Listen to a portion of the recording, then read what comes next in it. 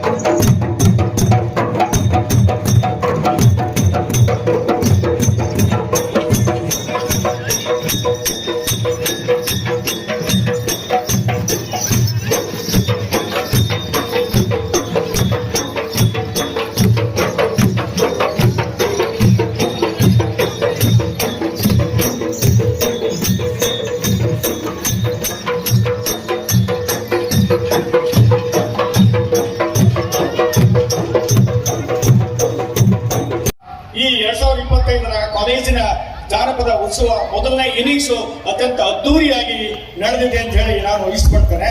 ಇವೆಲ್ಲ ಗ್ರಾಮೀಣ ಪ್ರದೇಶದ ಜಾನಪದ ಕಲಾವಿದರು, ಹಾಗೇನೆ ಜನಪದರು ಅಂದ್ರೆ ಗ್ರಾಮೀಣ ಬದುಕಿನ ಒಂದು ಕನ್ನಡಿ ಹಾಗೇನೆ ಅವರೆಲ್ಲ ಆ ಸಾಹಿತ್ಯವನ್ನ ತಮ್ಮ ಕ್ರಿಯಾಶೀಲ ಮೂಲ ನೆಲೆ ಒಳಗಡೆ ಅವರು ಕಟ್ಟಿಕೊಡ್ತಾರೆ. ಆ ಕೆಲಸ ಮಾಡುವಾಗ ಹಾಡು ಹೇಳ್ತಾರೆ, ಕೆಲಸ ಮಾಡುವಾಗ ಕುಣಿತಾರೆ, ಹೆಜ್ಜೆ ಹಾಕ್ತಾರೆ.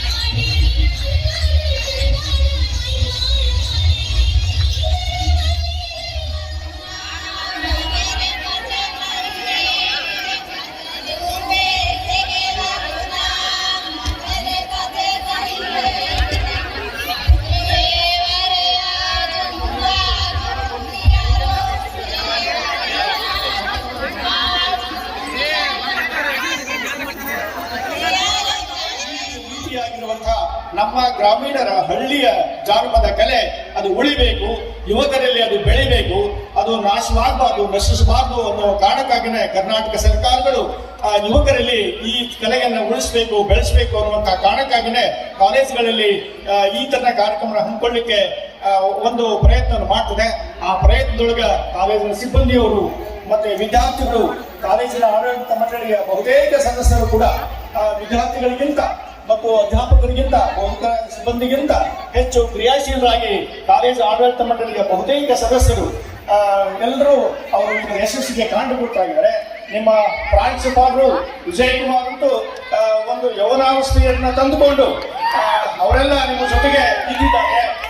ನಿಮ್ಮೆಲ್ಲ ಯಶಸ್ಸಿಗೆ ಅವರ ಪ್ರೇರೇಪಣೆ, ಆಸಕ್ತಿ ಮತ್ತು ನಿಮ್ಮೊಡನೆ ಸಹಜವಾಗಿ ಬರೆಯುವಂತಹ ಮನಸ್ಸೇ ಕಾರಣ ಅಂತ ಹೇಳಿ ನಾನು ಅಂದ್ಕೊಂಡಿದ್ದೇನೆ. ಹೀಗೇನೆ ಎಲ್ಲ ಸಿಬ್ಬಂದಿಗಳು ಕೂಡ, ತಾವುಗಳು ಕೂಡ ಈ ಯಶಸ್ಸಿಗೆ ಕಾರಣಭೂತರಾಗಿದ್ದಾರೆ. ಇನ್ನು ಮೇಲೆ ಜಾನಪದ ಉತ್ಸವ 2025ರ ಸೆಕೆಂಡ್ ಇನ್ನಿಂಗ್ಸ್ ಪ್ರಾರಂಭ ಆಗ್ತದೆ.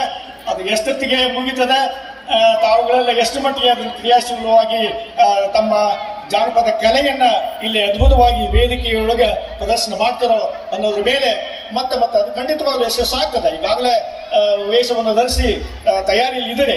ಹಾಗಾಗಿ ಇಲ್ಲಿ ವೇದಿಕೆಯೊಳಗೆ ಮಾತುಗಳು ಬೇಡ, ನೃತ್ಯ ಬೇಕು, ಕುಣಿತ ಬೇಕು ಅನ್ನುವಂತಹ ಕಾತೊಳಗಿದ್ದಂತಹ ನಿಮಗೆ ಮತ್ತೊಮ್ಮೆ ಪ್ರೀತಿಯಿಂದ, ಅಭಿಮಾನದಿಂದ ನಿಮಗೆ ಧನ್ಯವಾದಗಳನ್ನು ಅರ್ಪಿಸಿ ನನ್ನನ್ನು ಪ್ರೀತಿಯಿಂದ ಬರಮಾಡಿಕೊಂಡು ನನಗಿಲ್ಲಿ ಸನ್ಮಾನ ಮಾಡಿದ್ರ, ನಿಮ್ಮ ಜೊತೆಗೆ ಇರುವಂತಹ ಅವಕಾಶವನ್ನು ಕಲ್ಪಿಸಿಕೊಟ್ಟಿದ್ದೀರಾ. ಹಾಗೂ ಕಾಲೇಜಿನ ಆಡಳಿತ ಮಂಡಳಿ, ಅಭಿವೃದ್ಧಿ ಮಂಡಳಿ, ಕಾಲೇಜಿನ ಪ್ರಿನ್ಸಿಪಾಲರು, ಸಿಬ್ಬಂದಿ, ವಿದ್ಯಾರ್ಥಿಗಳಿಗೆಲ್ಲ ನಾನು ವಂದನೆಗಳು ತಿಳಿಸಿ ನಾನು ಮಾತನ್ನು ಮುಗಿಸ್ತೇನೆ. ಎಲ್ರಿಗೂ ನಮಸ್ಕಾರ.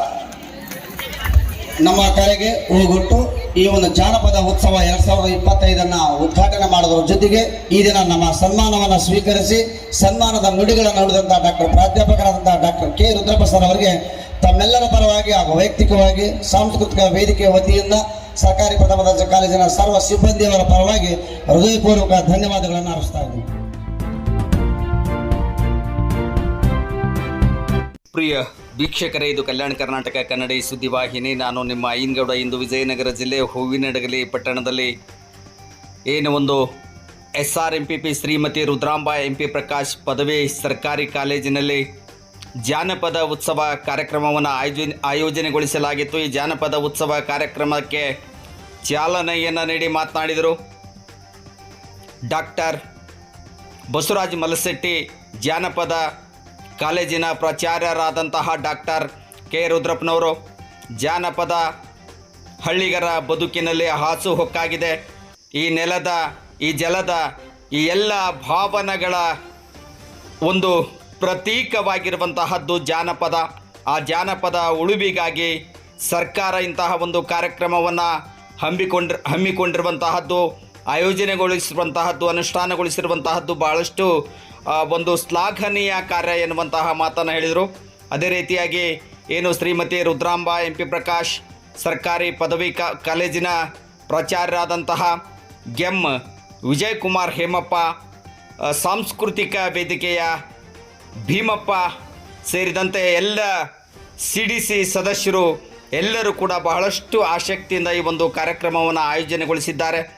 ಜಾನಪದ ಉಳಿಯಬೇಕು, ಬೆಳೆಯಬೇಕು, ಜಾನಪದ ನಮ್ಮ ಬದುಕಿನಲ್ಲಿ ಹಾಸು ಹೊಕ್ಕಾಗಿದೆ ಎನ್ನುವಂತಹ ಮಾತನ್ನು ಹೇಳಿದರು.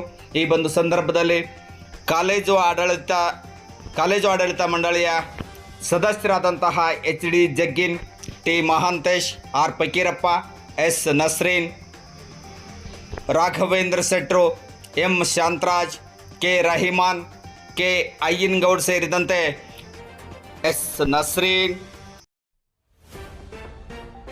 ವಿದ್ಯಾರ್ಥಿಗಳು ಒಂದು ವಾರದಿಂದ ತಮ್ಮ ಆಸಕ್ತಿಗನುಗುಣವಾದಂತಹ ಹಾಡುಗಳನ್ನು ಹಾಡುವುದು, ಕುಣಿತ, ಎಲ್ಲವನ್ನ ಜಾನಪದ ಸೊಗಡನ್ನು SRMPP ಕಾಲೇಜಿನ ಆವರಣದಲ್ಲಿ ಮೈ ನವಿರೇಳುವಂತಹ ಒಂದು ನೃತ್ಯವೂ ಕೂಡ ನಡೆಯಿತು. ಈ ಬಂದು ಎಲ್ಲ ಕಾರ್ಯಕ್ರಮದ ಸಿದ್ಧತೆಯನ್ನು ವಿದ್ಯಾರ್ಥಿಗಳು ಬಹಳಷ್ಟು ಶ್ರದ್ಧೆಯಿಂದ ವಹಿಸಿಕೊಂಡಿದ್ದರು. ಎಲ್ಲ ವಿದ್ಯಾರ್ಥಿಗಳು ಕೂಡ ಪಾಲ್ಗೊಳ್ಳುವುದರ ಮೂಲಕ ಜಾನಪದ ಉತ್ಸವ ಏನೋ ಜರುಗಿತು.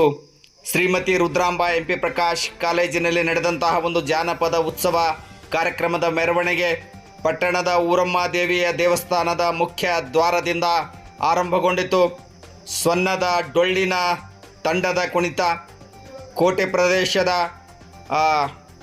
ಏನು ಸಮೇಳ, ನಂದಿಕೋಲು, ಕಲಾವಿದರ ಕುಣಿತ, ವಿದ್ಯಾರ್ಥಿಗಳಿಂದ ಹಲಗೆ ಬಾರಿಸುವುದು, ಟ್ರ್ಯಾಕ್ಟರ್ಗಳಲ್ಲಿ ಬಂದಂತಹ ವಿದ್ಯಾರ್ಥಿಗಳು, ಎತ್ತಿನ ಗಾಡಿಯಲ್ಲಿ ಬಂದಂತಹ ವಿದ್ಯಾರ್ಥಿಗಳು, ಬಹಳಷ್ಟು ಏನು ಒಂದು ಮನೆಯ ಹಬ್ಬ, ನಾಡ ಹಬ್ಬದಂತೆ ಜಾನಪದ ಉತ್ಸವ ಕಾರ್ಯಕ್ರಮದಲ್ಲಿ ಪಾಲ್ಗೊಳ್ಳುವುದರ ಮೂಲಕ ಸಾಂಸ್ಕೃತಿಕ ಎಲ್ಲ ಒಂದು ವೇದಿಕೆಯಲ್ಲಿ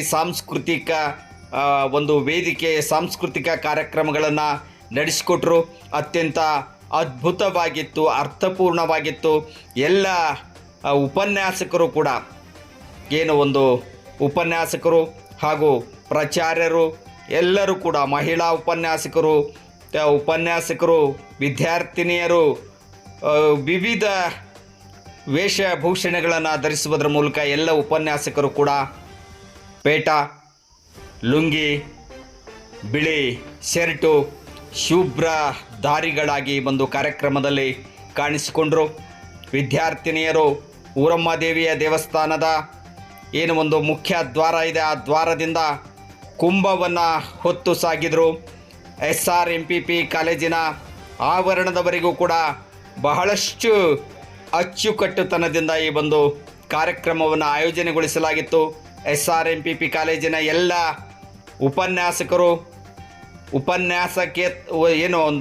ಎಲ್ಲ CDC ಸಿಬ್ಬಂದಿಗಳು ಎಲ್ಲರೂ ಕೂಡ ಪಾಲ್ಗೊಳ್ಳುವುದರ ಮೂಲಕ ಬಹಳಷ್ಟು ಅರ್ಥಪೂರ್ಣವಾಗಿ, ಅದ್ಭುತವಾಗಿ ಕಾರ್ಯಕ್ರಮವನ್ನು ನಡೆಸಿಕೊಟ್ಟರು.